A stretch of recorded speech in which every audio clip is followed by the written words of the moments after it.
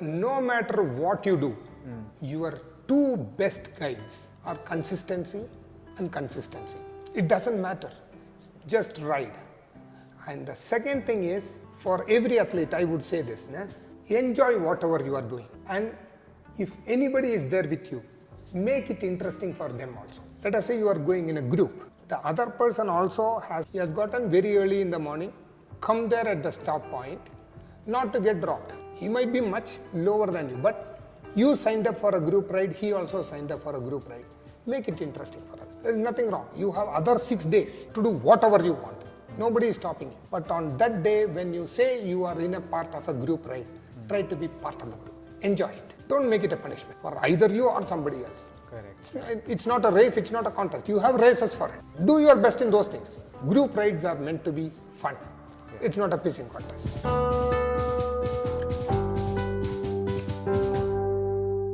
Every 2 minutes increase the 3 to 4 watts, and then in the last 2 minutes, that is after 18 minutes, in the last 2 minutes, go about 8 to 10 watts more to see if you can hold it. If you cannot hold it, it will come back.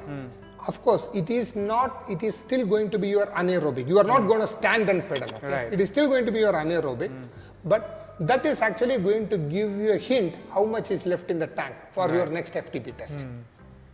In the end, you want because every power test, every exercise is based on your FTP. That is the base setting. Right. You do not want to overdo it because then you are overtraining. Right. You don't want to underdo it because then the training is meaningless. So you have to really do it is like playing golf. You have to be faithful to yourself. Right. So even if you have a higher FTP number or a lower, it doesn't really mean anything.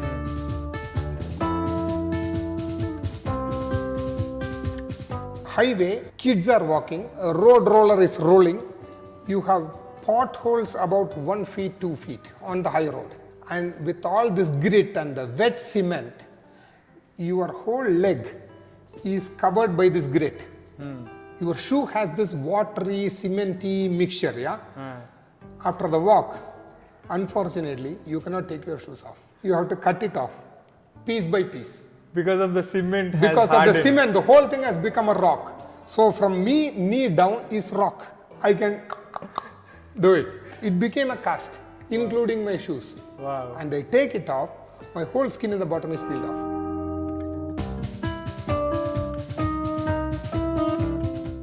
I am Baiki Venki and this is the Working Athlete Podcast. Here I talk to working athletes from all walks of life and experts from various sports to provide you with inspiration, training tips, time management and lifestyle advice.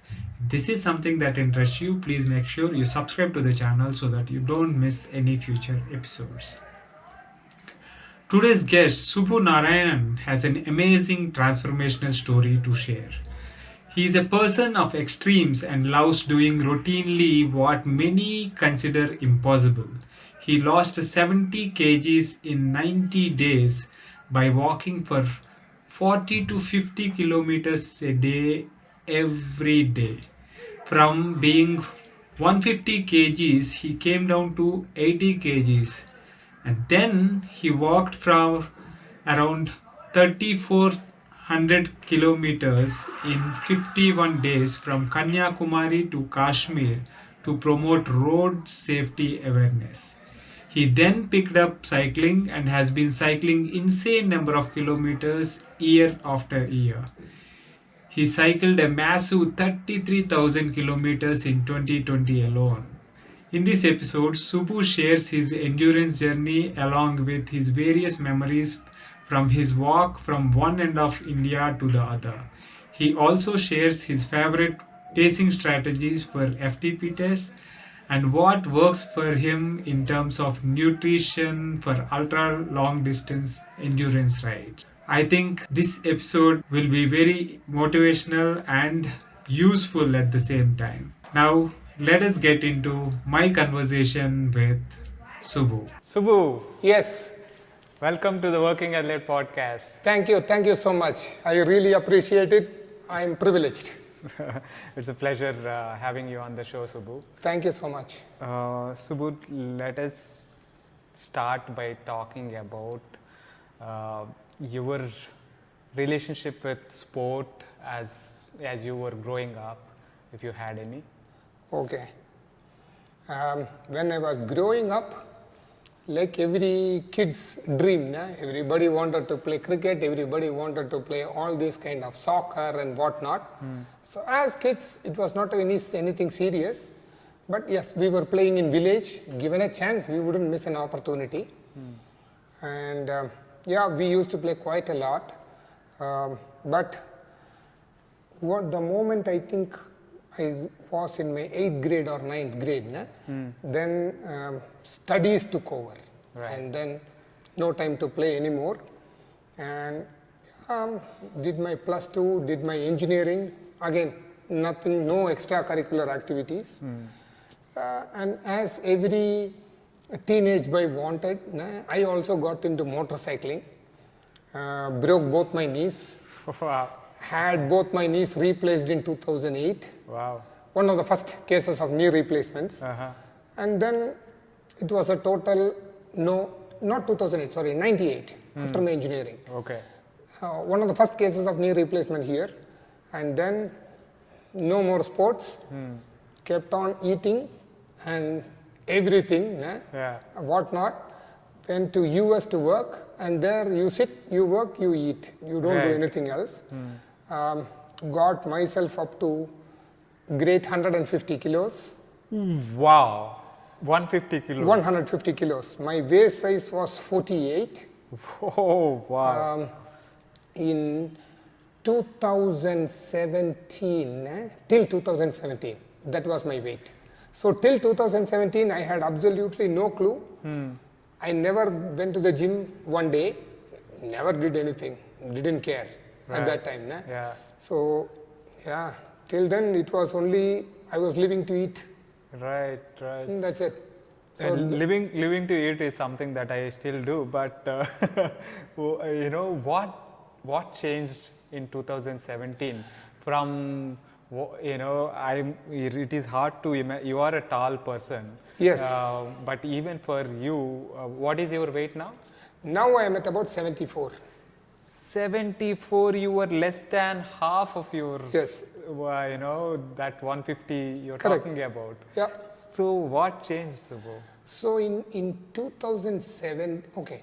Nevertheless, I had, as I told you, one of the first knee replacements, right? So every 2 years, they would go with an orthoscopic needle and they would change the cartilage, the silicone cartilage inside. Okay. Because the knees were not able to support my body weight.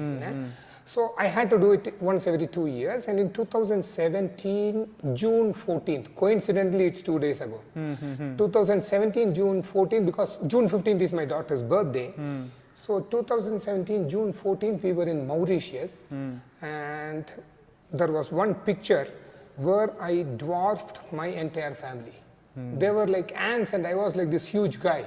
I said, I have to do something about it. So the next 2 days, I read and read and read what to do to weight loss. There were multiple easy options, like geriatric surgery, you could do this, you could do that. I said, I got to do something else. Then somewhere I read walking is good. So I thought, okay, why don't I start walking? And once you, after a totally lethargic regime, once you start, really once you want to start an activity, you cannot just do a slow ramp up. That never works. You have to, I understood that you have to go full blown. So the first day I tried walking about 25 kilometers. First day. Next day I could not get out of bed. I just could not. I dragged myself up. And then I asked my driver not to come to pick me up to the office, and I walked to the office. So that was about 38 kilometers. 38 kilometers one way? One way. Wow. So from Janakpuri to Bahadurgarh, at that time I was in Delhi. So from Janakpuri to Bahadurgarh I walked. And that felt good. Wow. And in the How evening, long did it take? about 5.5, 6 hours. Wow. Something like that. No? Right. Like I dragged myself off at 3, messaged. This is the second day. Second day. Because After I knew I riding- had to go to office. After walking 25 kilometers the previous day. Previous day, the morning. very first day of your Correct. new journey, at 150 kilos, you did 25 kilometers on the first day. Correct. And second day, 38 kilometers 38 walking kilometers, to walking the to my office because 5-6 hours. the point is I had to reach my office. So the goal was set. There was no choice. Right. I messaged my driver not to come. So I cannot call him halfway. Right. And that is one route where you do not get any auto, no other possibility. So you have no choice but to walk. Right. So I walked that 38 kilometers and I felt like I have lost 3-4 kilos. I felt light. I felt good. Right. And that day evening, I came back home. I asked my driver to come to the office. I came back home in car. Then from the next day, I said, I got to do this. And I started walking about 40 to 50 kilometers every day for 3 months. Well, 40 to 50 kilometers every Day. Yeah. would mean about 6-7 hours of effort. It started with 6-7 hours of effort.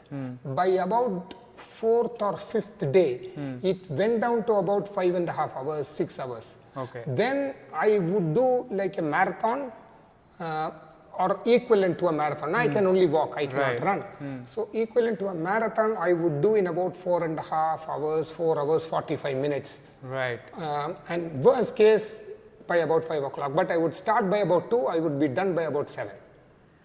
2 in the morning. 2 in the morning. And there was, in Delhi, you have one advantage. Almost every locality you live, there is a park. It's pretty secure. Right. You just have to keep on rotating. Walking in the Absolutely park. no problem. Correct. So It's a walk in the park. it was a walk in the park. So that's what I did. So I have shared a couple of my blogs with you now what I did.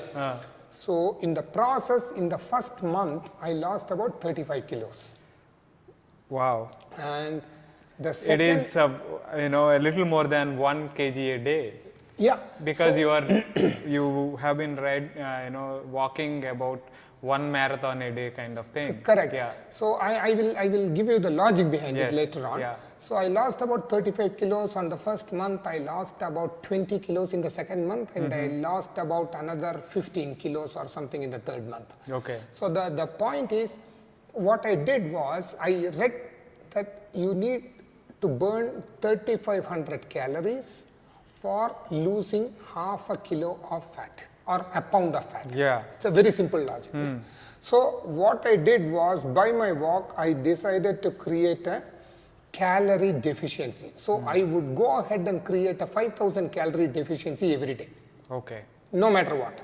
So that weight along with the water weight contributed to this approximately 1.1 kilo per day. Right. But overall in a month, so I would still go and eat like the way I want to eat. But the more I eat, I make sure I walk more. Okay. So then the motivation to walk became more. At the same time, in your head, you started counting the calories you eat because you know you have to walk it off. Right. So that created a kind of balance. And the fun thing, the good and bad, like every week I had to take out my wallet to buy a new set of clothes, but it felt also very good. Right. Like starting from say 14th of June when my waist size was 48 to I think it was 25th of August where my waist size was 30. That felt good. Wow. People I would meet when guests came from Germany from my company, they wouldn't recognize me anymore. Right. They could not recognize me because I had just become half. Right. So that. So when it comes to, I just want to talk a little bit about the diet part. You did not change the diet part Nothing. Much? Nothing. Okay. No change. Okay. Absolutely no change. I would still eat exactly whatever I wanted to eat. The only thing is I would create a calorie deficit. Through walking? Through walking. Okay. So for people who don't know about this, how many calories per hour does a walking? Okay. So let me put it this way. About a kilometer when you walk, I have found out you burn about anywhere between 80 to 120 calories Okay. you will burn in about a kilometer, depending on your weight. Let us say if you are very obese. Correct. I started with about 120 calories per kilometer, but by the time I became 70, I started doing only about 65, 70 calories per kilometer. Right. So that's a It major also difference. depends on your body weight. Absolutely. Because the amount of calories you burn, it changes It's a quite a factor lot of your based weight on, as well. exactly. Okay. So, and in 3 months you lost what, 70 kilos? Yes. All right. So 70 kilos in 3 months, you have become from 150 to 80. 81 actually. 81 kilos. So, and your entire wardrobe changed. Yeah, of And course. your appearance changed. Yes. And that is a massive change from like just within 90 days. Yes. Awesome. That is mind blowing. I have proof. I have yeah, proof yeah. of all this. So the point Exactly. is, yeah. Yeah. So then my live to eat became kind of sort of eat to live later on. Because once you reach that kind of once you reach this after this 30-40 days, Right. then you have a lot of this dopamine, these feel good hormones the body starts producing every day. If you are not able to walk for whatever reason, maybe it could be rain, maybe it could be anything, that started giving you like a feeling down feeling, or I wouldn't call it a depression, but you don't feel good. Because those, You don't have those dopamine, those feel good hormones are not being produced anymore. Those endorphins Exactly. are not there. So that brought it down. So that became even more motivation to walk. And in the first week, I hated Saturdays and Sundays.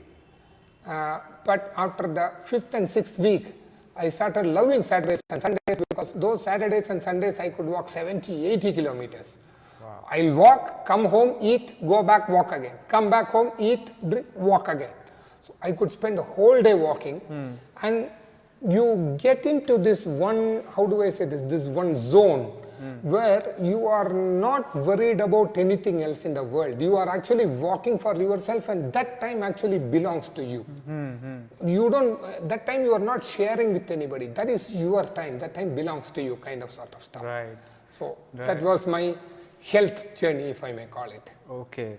That was a drastic change in that, in a very short time. Correct.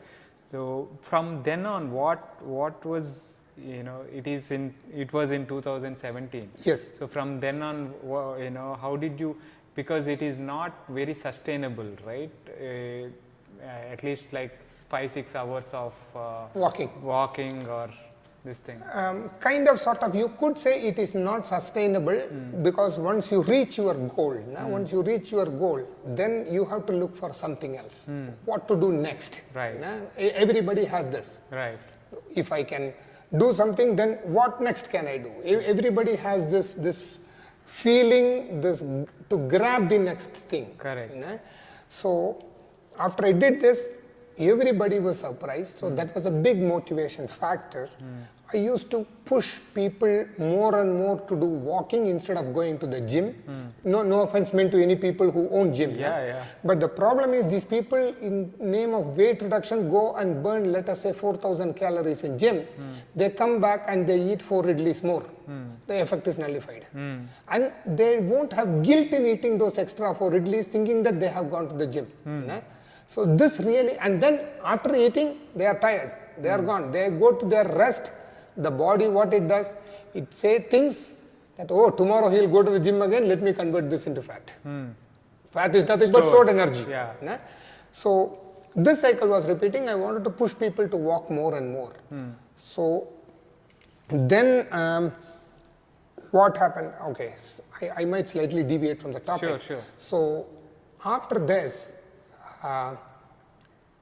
I found out a lot of people, like they were scared of walking on roads because of unsafe and blah, blah, blah. Right.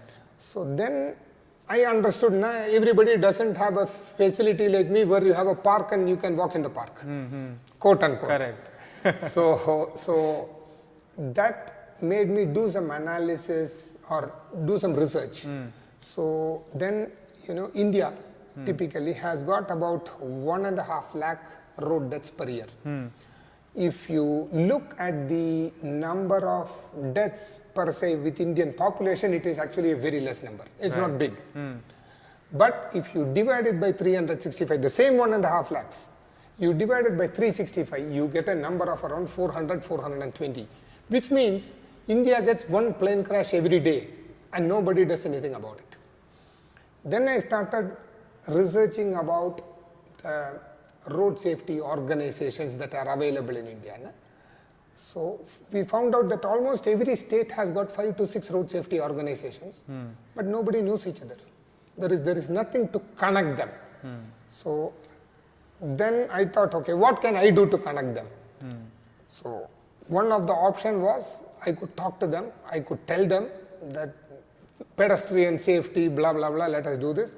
Second option was, so first option is to be the messenger. Right. Second option was to be the message. I thought I'll be the message. So I decided to do this walk to join all these people from across India. So I did a walk from Kanyakumari to Kashmir. So that I did it in about 51 days. 51 days. 51 it days. Was that 3,355 or 3,400 kilometers because I didn't take the straight route.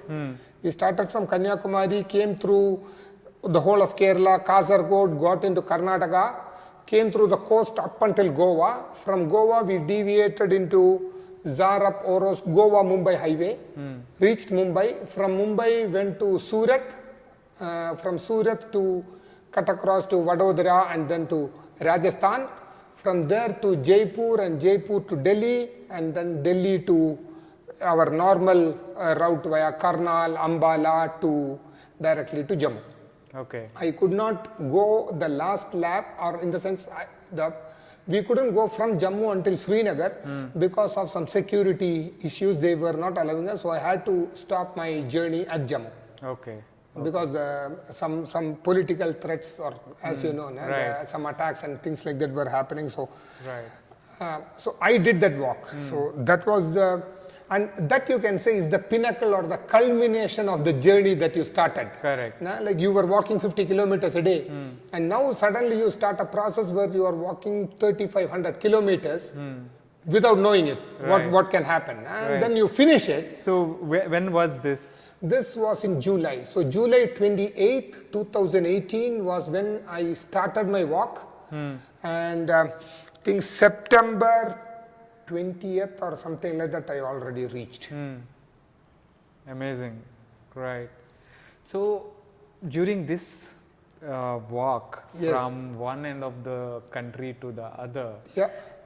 in 51 days, you would have encountered a lot of memorable incidents, or Yes, you lot would of have- people, lot of incidents, many things. Okay, so can you share some of the difficulties you had during that period, and as in challenges, and how did you overcome them, and what are some of the more memorable incidences? Yeah, sure. So I will always start with the memorable ones. Yes. So the first thing which actually comes into my memory is when we reached almost Calicut. There were a lot of people who were with me who saw me walking. So they started finding out that okay, one Keralite is walking. So this Mallu thing is there, and no offense meant. So when they found that I was a Mallu, they started, till then it was like some guy is walking, what to do. Yeah. By the time it reached Calicut, how do I say this? It started catching this momentum, Yeah. and then this big crowd started coming. And that is when a lot of newspapers and things like that started coming by themselves. So they would call the next city to next city to next city, and all these newspaper guys would wait on the side of the road. When I go there to take a picture and interview me so that it would come in the local paper. Right. So that was one experience. Second experience I can say was in Karnataka. So there was this one driver. He read in the news that the one guy is walking. for road safety. He was a lorry driver. He had 50 rupees in his pocket.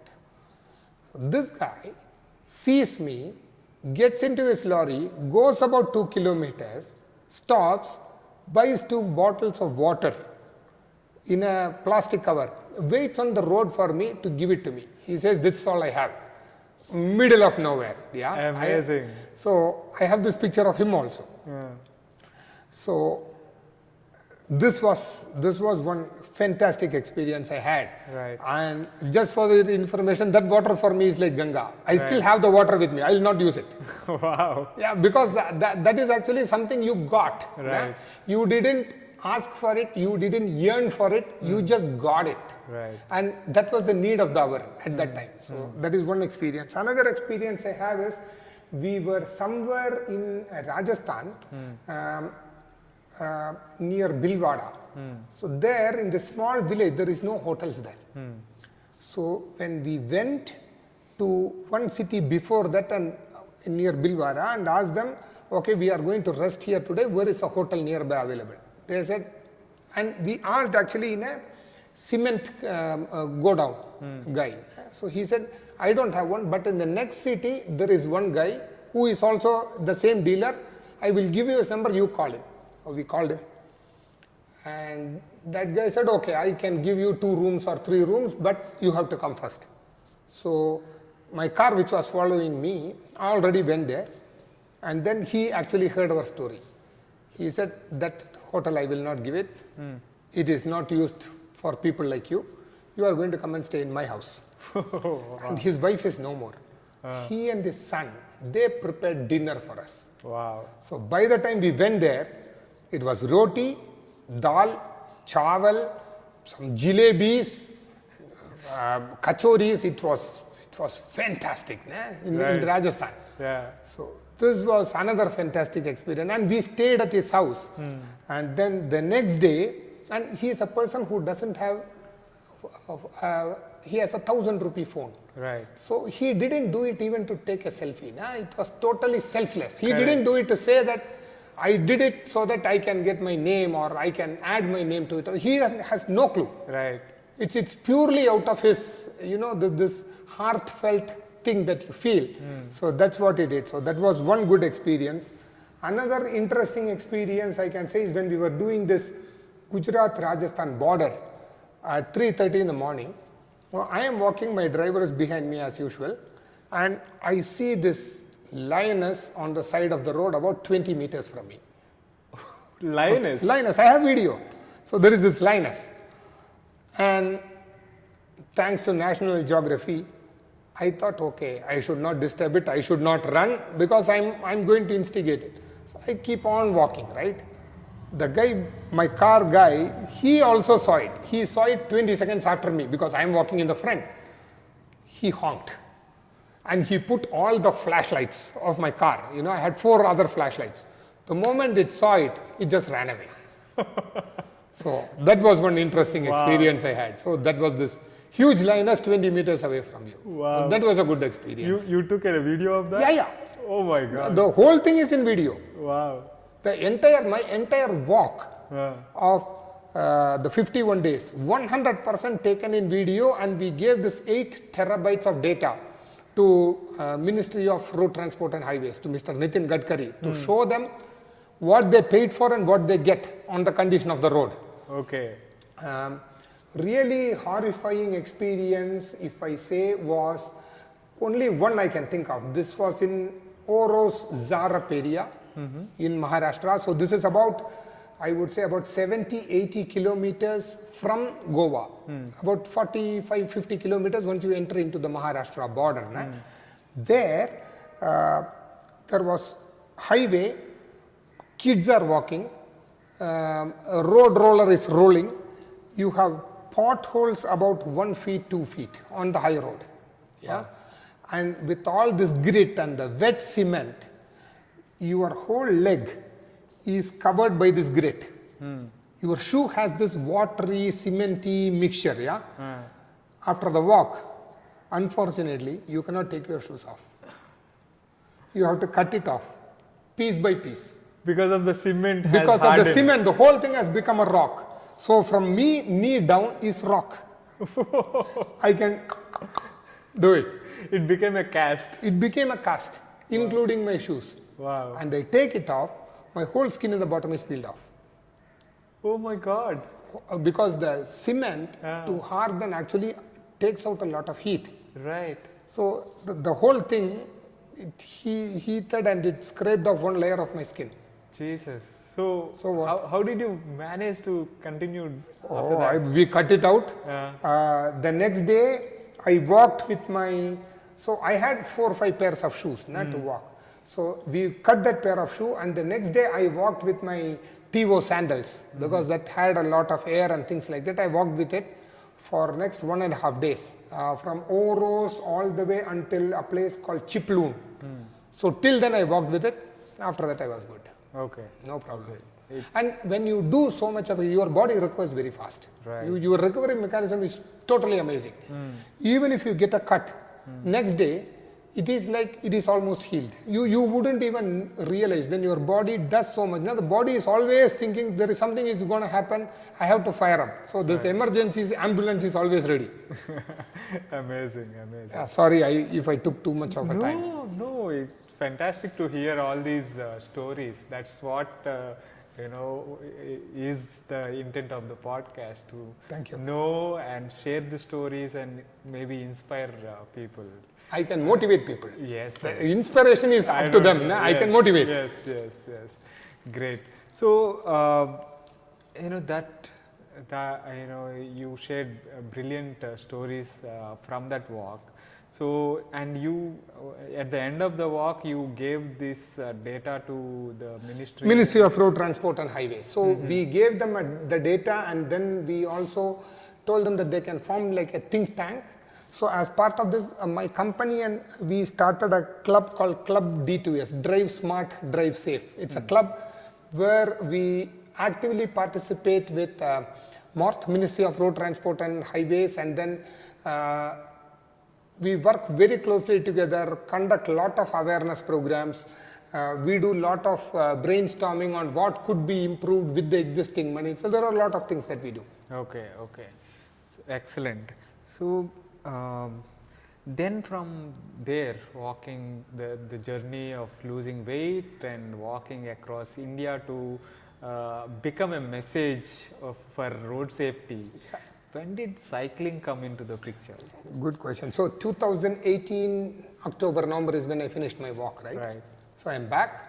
And once you have reached that pinnacle of walking, then 40 and 50 kilometers don't interest you anymore. I don't know. Let us say you are cycling 10 kilometers a day and you start doing 50 kilometers a day. Will 10 kilometers interest you anymore? No. It's the same thing with walking also. Yeah. And the second, because of my social work on walking, what happened was I went to Bangalore. So in Bangalore, there was this university which offered me an honorary doctorate for social service. So MS Ramaiah Institute of Technology. So they had a collaboration with some German university and they organized it and they had invited me. So as usual, when I went there, I stayed with my childhood friend or my childhood friend's brother-in-law. His name is Tushar. So I stayed with him and he had at that time just gotten into cycling. So he started telling me the specialized cycle, the indoor trainer. I was hearing it all in one ear and I was not giving too much interest towards it. I had absolutely no clue on that day. So the next day I got this award and I'm actually driving back in my car from Bangalore. And then suddenly I looked around and I saw and I have an Innova. So why do I need an 8,000 kilo car to carry 80 kilo me? So this was the first question. And 90% of the fuel, I spoke everything, I did this walk to promote everything. But by me using the car, I am kind of sort of defeating my own purpose. And that realization came later on. So I said I got to do something. So before coming home, I went to the cycle store, picked up a cycle and came home. Which store is this? It's Pro Bikers. And I told Suresh of Pro Bikers, I'll buy one cycle. If I like it, I'll be a good customer. If I don't like it, if I'm not able to do it, you won't see me anymore. Yeah. Okay. So then the next 2 or 3 days, I started commuting to office. And I realized that when commuting to office in car, it used to take me 45 minutes. In cycle, it took me only 32 minutes. Oh. Plus, How far? it's is about the commute? 14 kilometers. 14 kilometers one way. Yeah. Took me only about 32 minutes. And I thought, wow, this is good. And it helped me, so when going from home to office, it helps me wind up everything that I got to do. I reach office, I became more efficient. And then the need to get back home before lights are out made me finish all my work by 5 o'clock. So the postponement was not there. Right. And 5 o'clock I left, 5:40 I was home. So otherwise, you would think, I am anyway having the car. Now 5 o'clock, rush traffic time. Let me go at 8. Yeah. You would sit there. And since I am here anyway till 8, I might as well not finish my work now itself because I will be bored. I will slowly do it till 8. Right. So this thought process changed drastically. In about a week and a half, this riding 21 kilometer per hour. Sorry to say, this was a little bit boring. Yes. I got to do something else. Right. So I go back to Suresh. Which bike was this? So the first one was a Scott MTB 975 or 965, something like that. Right. So I had absolutely no clue. And then I said, I want a faster bike. So he said, I have a Scott foil. I said, okay, give it to me. So then I bought the Scott foil in about 1 or 2 weeks' time. Then in the morning I started riding until Satyabama University and back. So I first got introduced into one group called Vibrant Velacheri. So they were very kind enough to include me, and I started riding with them for about a month or so. And then we would do about 25 kilometers, 3 days a week, 4 days a week. But somehow it was not enough for the kind of calorie burning I used to do before. Yeah. So in cycling, you burn about what, 15 to 20 calories? I mean 15 calories when you are in flats or a little bit downhill, and about 20 calories when you So are if you are talking about per hour, you would end up maybe from 400 to 600. 600 calories. Again, 30 kilometers Depending per hour on means 20 the- calories yeah, maximum. Yeah. So it was not enough for me. Right.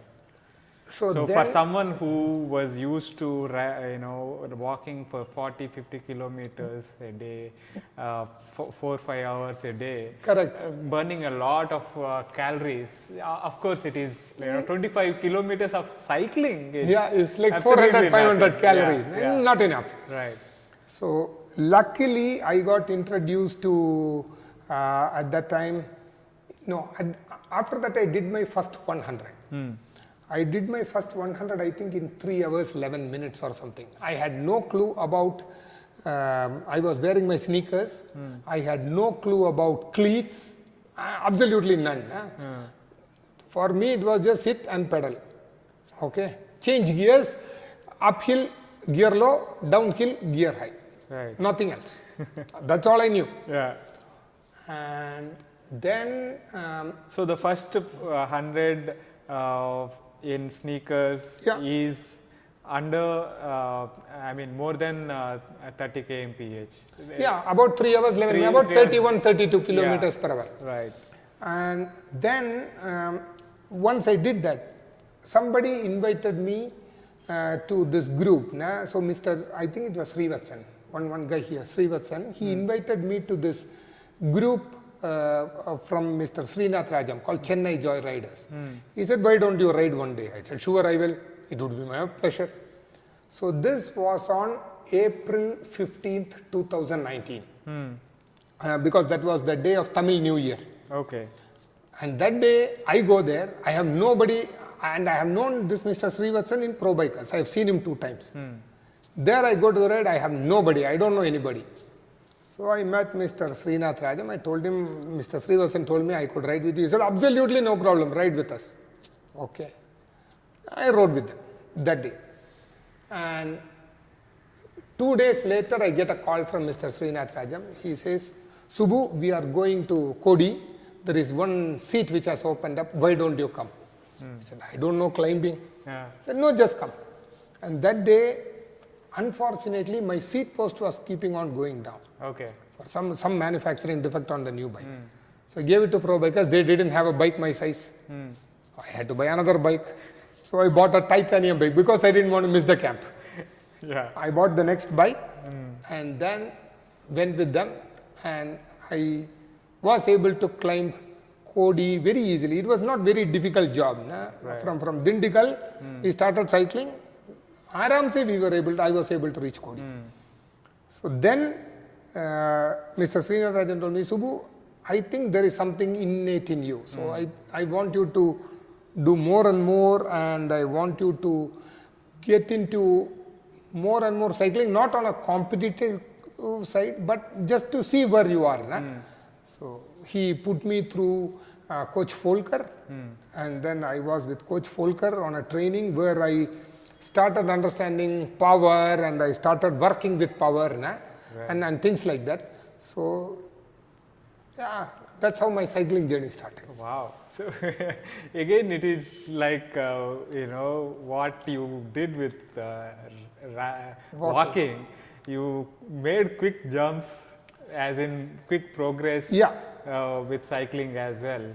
That started with a commute, and within a couple of weeks you realized it's not enough and wanted to go to a road bike. Correct. A couple of weeks, maybe with 25 kilometers and stuff, realized it is not enough. Not enough. Hundreds and more, and then into coaching.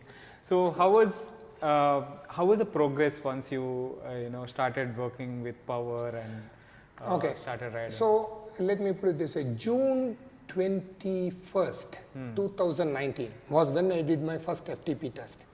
So I was at 211 watts. But Coach Folker told me, I don't think this is your power because it is purely a matter of pacing. Right. So try to do it more and more. So how can I do it more and more? I bought a trainer and started doing an FTP test in the morning, one in the evening. Just to see how I can pace myself better.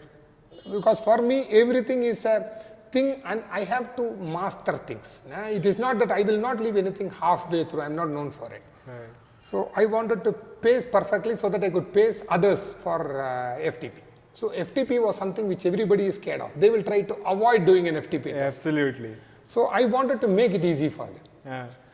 So then I tried different pacing strategies. And then I found out the most ultimate way of pacing in FTP. Then I started giving it to everybody, and everybody started loving FTP. Okay, you have to share that strategy. What is that? Two things basically in an FTP is, it's kind of sort of like a time trial. Okay, you go too hot in the beginning, you bonk.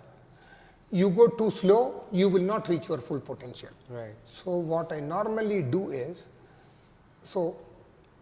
two phases. One is you already know your previous FTP. You know this. Everybody knows this. Everybody knows what their 20-minute power is, and 95% of their FTP is of the 20-minute power is their functional threshold. Right. So what I do is, again, I have to thank my friend Rajesh Jayaraman for this because he gave me the first ideas for this. So what I did was, I will start always with that power. Okay. And since it is in a trainer, with the ERG mode, you can really control it. And every 2 minutes, I will increase the power by 3 to 4 watts. Okay. Every 2 minutes. Okay. And this 3 to 4 watts means you are just increasing one cadence. It's not much. Right. One RPM will give you about 3 to 4 watts, depending on the number of teeth you have. Right. So every 2 minutes increase the 3 to 4 watts, and then in the last 2 minutes, in the last 2 minutes, that is after 18 minutes, in the last 2 minutes, go about 8 to 10 watts more to see if you can hold it. If you cannot hold it, it will come back. Of course, it is still going to be your anaerobic. You are not going to stand and pedal. Okay? Right. It is still going to be your anaerobic, but that is actually going to give you a hint how much is left in the tank for your next FTP test. In the end, you want because every power test, every exercise is based on your FTP. That is the base setting. Right. You do not want to overdo it because then you are overtraining. Right. You don't want to underdo it because then the training is meaningless. So you have to really do it is like playing golf. You have to be faithful to yourself. Right. So even if you have a higher FTP number or a lower, it doesn't really mean anything. So I perfected this art. So what I normally like all the readers or all the viewers to do is, when doing FTP, first 5 minutes give it for a warm up. So go about 130 to 140 watts in the warm up, and then do about 15 to 20 seconds about 500 watt sprints. Not standing up, sitting down. It is kind of like, when you go to a gym and you want to lift 10 reps of say 5 kilos. You do 2 reps of 20 kilos. The 5 kilo will look like a feather. It is just this feeling. Right. So this sprint actually helps you in 2 ways. One is it actually helps you empty the tank, because FTP is actually your aerobic fitness test, not anaerobic fitness test. Correct. So it helps you empty the tank. And the second thing is this 15 second, 20 second sprints gives you this jolt feeling. And then when you do this 500 watts and when you are starting with 200 watts, it makes it much easier for you. It will feel like a piece of cake. Or if you otherwise you go really hot and then you will say, okay, I'll do it tomorrow. Right. After 5 minutes, then it becomes a waste. Right. So that is the key for doing my FTP. Awesome. So basically, there is there are a couple of ways, more than a couple of ways of doing an FTP test. Correct. There is one called ramp test, where Correct. you start Every low, minute you every increase minute you increase. And then the time you bonk, you take 78% of it. Right. Yeah. And then there is another way where one does 2 8-minute intervals. Correct. And take 90%. 90% of it. And you, by the sound of it, the way your pacing strategy is turned that 20-minute effort into a little bit of a ramp test kind of thing. Not ramp. It is not really a ramp test. It is the 20 minutes. It is slowly ramping up of 3-4 watts each. But you are actually going to make sure you will be able to finish the 20 minutes. Your ramp test always that 1 minute you bonk. Yeah. That 1 minute, 78% of it defines You will it. go until you are able to finish that 1 minute. Then 1 minute, and then that is. that is your break point. Right. See, I will not say one method is right or one method is wrong. Absolutely. I feel comfortable with the 20-minute method because end of the day you do it for your time trials or you do it for your intervals. Na? Right. And 1 minute intervals we do in micro bursts for my anaerobic fitness. For some reason in my heart, I don't feel the confidence that 78% of this 1 minute is good enough for me to analyze. I'm not saying it is good enough for others. It could be for anybody. For me, I get the satisfaction when I do the 20-minute. I do not get the satisfaction when I do the 60-minute. Right. Because every time trial is either 30 kilometers or 32 kilometers, which you don't anyway take 1 hour. So what's the point in doing a 1 hour FTP test? I would rather do a 20-minute test and take 95% of it. Right. Why push myself? Like you said, there is no right way and wrong Exactly. way. You have to figure out what is. I prefer this way. Yes. Let me rephrase it. Yes. Excellent. So when I asked this question, you were in the middle of that training that you. Yeah. So I was in a very intensive training with Coach Folker, and then again. So this was in 2019 and 2020 when the Corona pandemic hit in the month of March. That took me to a total boredom for the rest of the day. Right. So Coach Folker's training was like 1 hour in the morning, you do for 4 days in a week, and Saturday you have this 3-hour long rides. And for some reason, again, not good enough for me. I had to do something. And I always was a person who wanted not just me to go and do something, but I wanted a bunch of people to go and do it with me. I'm a party guy. Okay, so I like more the merrier kind of guy. So after the pandemic hit, I found the right partner for let us say, for my rides. So his name is Mr. Venki Rajgopal. Oh, yes. So me and Venki started on March 23rd of 2020. And in that year, I rode 33,000 kilometers, and I think he rode about 15 or 16,000 kilometers. Wow. Or 18,000. I think he rode 18,000 kilometers. 30,000 kilometers. 33,000 kilometers. 33,000 kilometers. My God. Every day, 125 kilometers. Because I had to burn this. Right. There was no office going. You are sitting at home. You are binge eating. You are watching too much TV or going into the other end of internet. And you want to indulge yourself. Otherwise, you are always thinking about COVID. Because the first fear about COVID was too much. Let us all agree to it. Yes, yes. So I had to ride. And for Venki also the feeling was the same. So it was kind of sort of meant for each other. Right. We had our first ride was good. From second ride we were inseparable. Yeah. Till date. Amazing. Venki is an amazing person. One of the most dynamic people I've ever met in my life. Yeah, I met him. I had the good fortune of meeting him and riding with him during TFN. Correct. Yes, yes. Amazing person. So you rode 33,000 kilometers and he rode 18,000. Yeah. And in 2020. In 2020. And 2021? So 2021 we all had the second wave.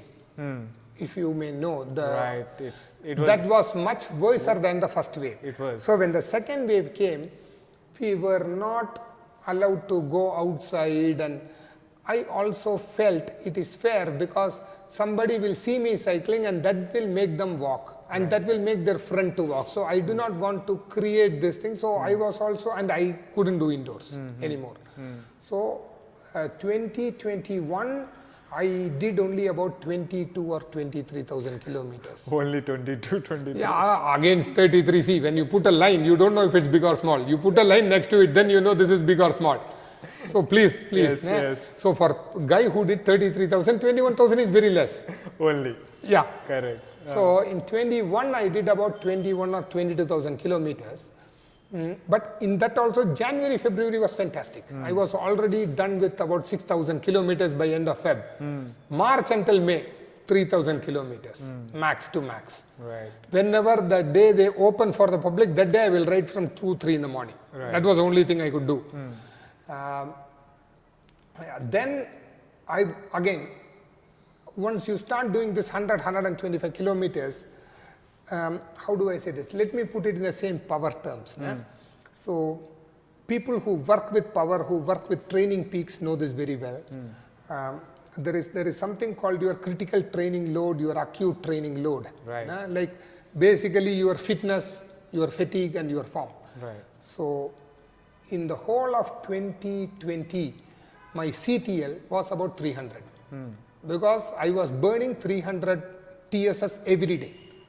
Chronic training load. Chronic CTL, training load. CTL which was is average stress score of over 42 days. 42 days or 90 days. Right. So my score was 300 for 6 months continuous. Jeez.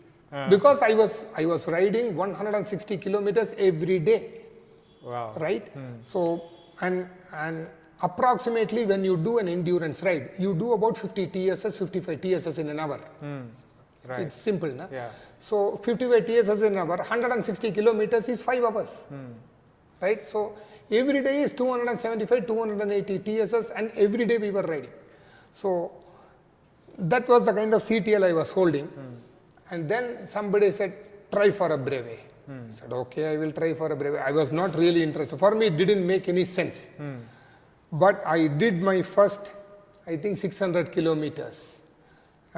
This was this Dhanushkodi BRM. And I didn't want to take my expensive cycles. So obviously, I rode my MTB on this 600 kilometers. So heavy headwinds. So I started at 4:45, last batch to start. And when I started itself, the one person told me this is the route. I had no clue. Nah? I went with them. 17 kilometers later, found out that was the wrong route. Come back, do it again. And then I said, okay, now I'm not going to ride in a group. I want to be in my zone. I started riding solo. After that 17 kilometers coming back. Then by that, I used to keep on riding, and I used to see people, I used to pass on. Nah?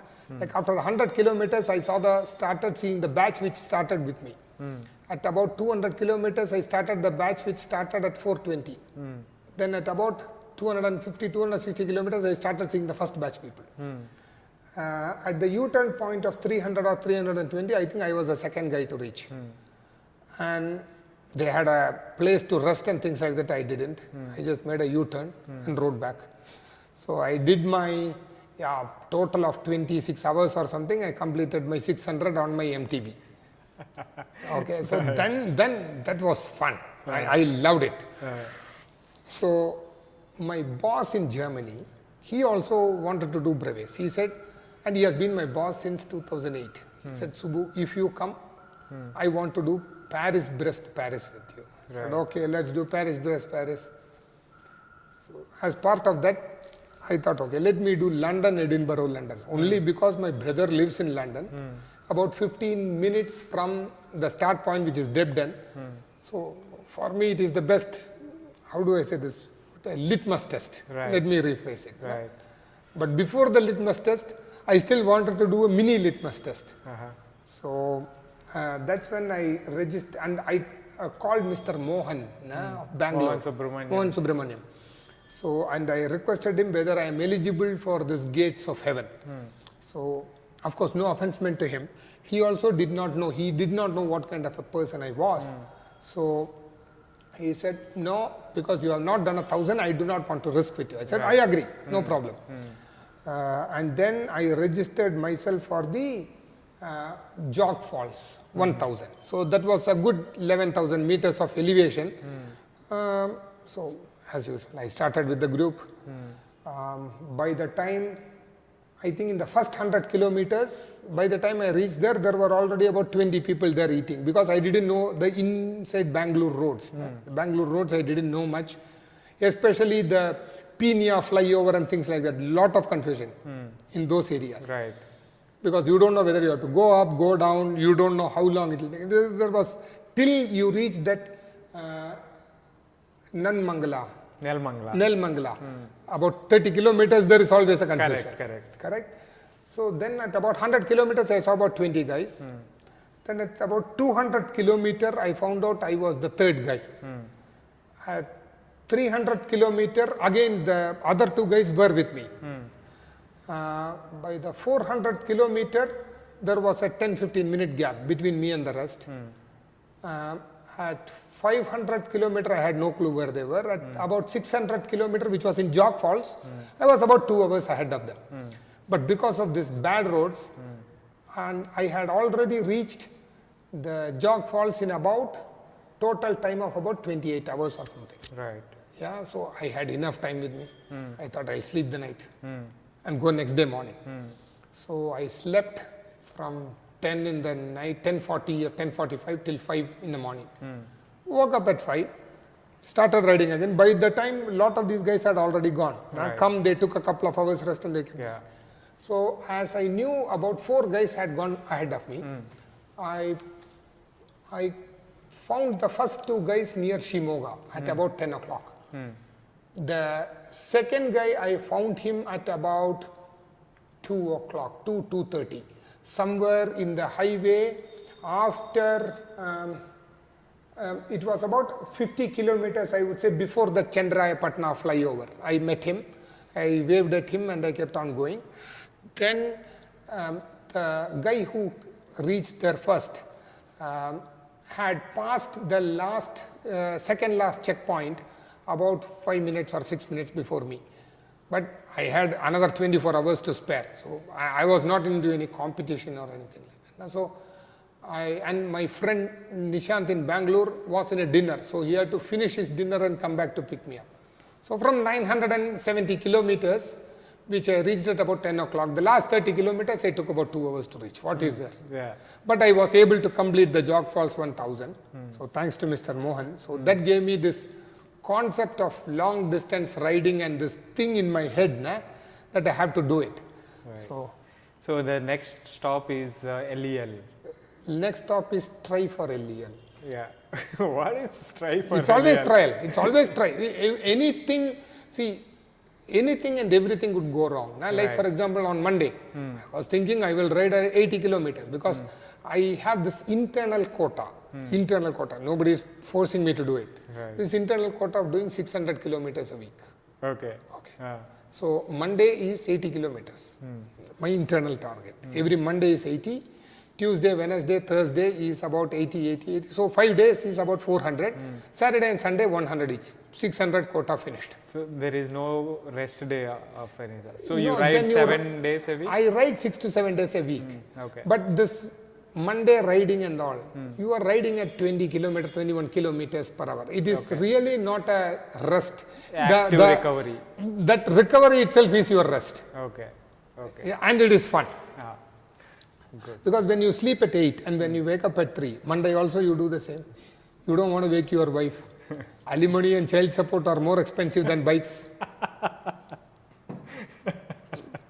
That's the truth. Absolutely. So, she would rather see me on the bike than be at home trying to make coffee, trying to make all kinds of sound on Monday. So why do it? Brilliant, brilliant. So, your next event that you are attempting Yeah, wanting to complete is LEL, LEL. which is in in August. August, correct. Correct. So, all the best for that. Thank and you. the PBP is next year, PBP is 2023. 2023. I am sure you will ace both of them. We'll try And, for sure. No? Yeah. So, Subu, this has been a fantastic conversation. Thank you. To kind of cap the session, what are some of the tips you would give athletes, working athletes to do? No matter what you do, your two best guides, okay, are consistency and consistency. It doesn't matter, just ride. And the second thing is, for every athlete, I would say this, enjoy whatever you are doing. And if anybody is there with you, make it interesting for them also. Let us say you are going in a group. The other person also has gotten up very early in the morning. If it is a group ride, he has gotten very early in the morning, come there at the stop point, not to get dropped. He might be much lower than you, but you signed up for a group ride, he also signed up for a group ride. Make it interesting for others. There is nothing wrong. You have other 6 days to do whatever you want. Nobody is stopping you. But on that day, when you say you are in a part of a group ride, try to be part of the group. And enjoy it. Yeah, Don't make it a punishment for either you or somebody else. correct. It's not a race, it's not a contest. You have races for it. Do your best in those things, because there you are doing solo, Yes. right? Group rides are meant to be fun. It's not a pissing contest. Exactly. This and the other thing is, try to be as consistent as possible. There is no point in riding 150 kilometers and sleeping for 6 days. Whereas you can ride the 30 kilometers for the entire 6 days.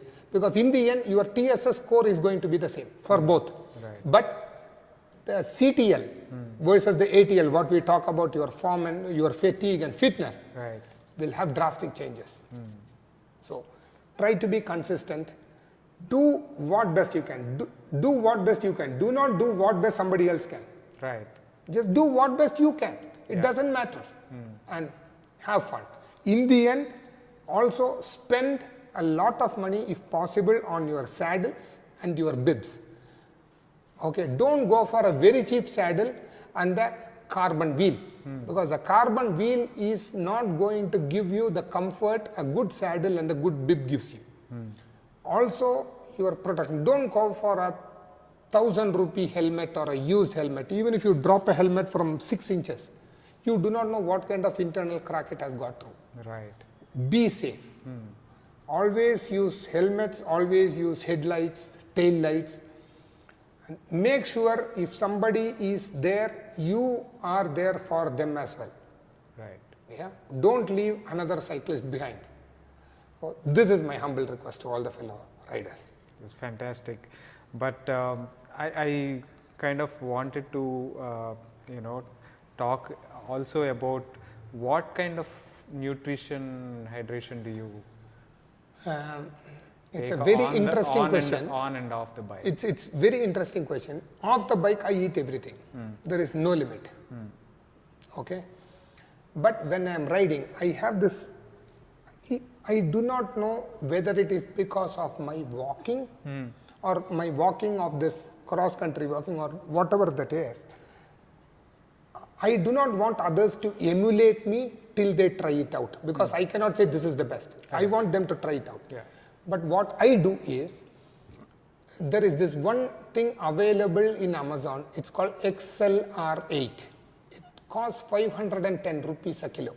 Okay. It is about 39% maltodextrin and I think 38% dextrose. Okay. And I add so in one 500 ml bottle, I add 1 spoon of it, and I add about 15 ml of fructose, which is acorn syrup, maple syrup. Okay. Okay, that is fructose. You have glucose in this, you have maltodextrin in this, and then a pinch of salt. Okay. That's all I add. And I have done my 600 only with this. I have done my 1000 jog falls only with maltodextrin and 2 curd rice. I don't eat anything else. Okay. So this XLR8 you said. Yeah, it's available in Amazon. Is available on Amazon, but you add Add it in water. fructose? Yeah, I add fructose to it because it has only, dextrose is separate transfer line. Fructose is a totally different transfer line in your body. And so for fructose, the easiest thing you can get is maple syrup. Okay. Add a tablespoon of maple syrup.